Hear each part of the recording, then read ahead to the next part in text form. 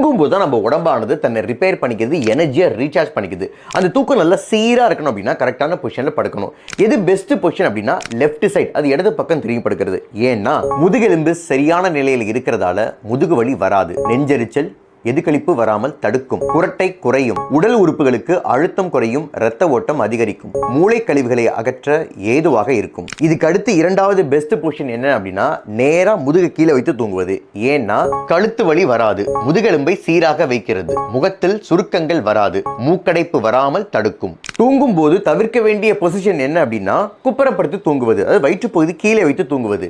ஏன் அப்படின்னா முதுகெலும்பு சரியான நிலையில் இருக்காது, அதனால் முதுகு வலி, கழுத்து வலி, தோள்பட்டை வலி வரக்கூடும். வயிற்று பகுதியை அழுத்துவதால் செரிமான கோளாறுகள் ஏற்படலாம், முகத்தில் சுருக்கங்கள் ஏற்படும்.